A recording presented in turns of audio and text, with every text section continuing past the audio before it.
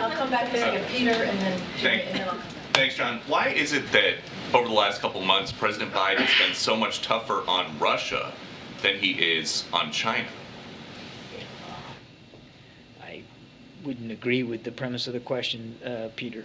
Well, I think when Russia was getting aggressive around Ukraine, the president was out every couple days telling Putin, don't do it. And now China is getting aggressive around Taiwan, and we're not hearing anything like that from the president. Oh, beg to differ. We've been standing up here for almost a week, Peter, talking about our concerns about what China was preparing to do. We put out declassified information that we saw what the Chinese playbook was going to be. Look, I stood at another podium not long ago, and much of the same way we reacted then, we're reacting now in terms of being honest and transparent about what's going on and calling it out for what it is. And then today, talking about exactly what we're going to do to make sure we can help preserve a free and open Indo-Pacific. So I'm afraid I just challenged the premise of your question. I know you said that there is not a call scheduled with Xi. Is there a reason why? Because President Biden's known him for decades. Yeah. He's got a lot of free time up there in the residence this week. He doesn't have free time. Is there a reason he can't just pick up the phone and call? He's been working all the way through his illness, quite frankly, Peter. So that's a little bit insulting.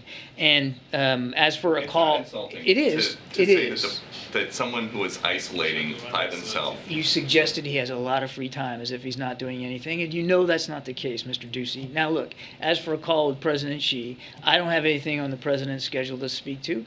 If ever the president felt like a call with President Xi was the appropriate way to respond, or that it would have an effect and an outcome that he wants to achieve, he certainly would be willing to do that. He's talked to Xi now 5 times. It's not like he's afraid to pick up the phone and call President Xi. And if there's if a call's the right answer, I'm sure that President Biden will do that. But I'm not going to get ahead of the president on this. I do want to stress, I said it before, but I do think your question begs me to say it again, that the lines of communication are still open with Beijing, and we're using those lines of communication. And I think you'll see that in days to come as well. That's really important.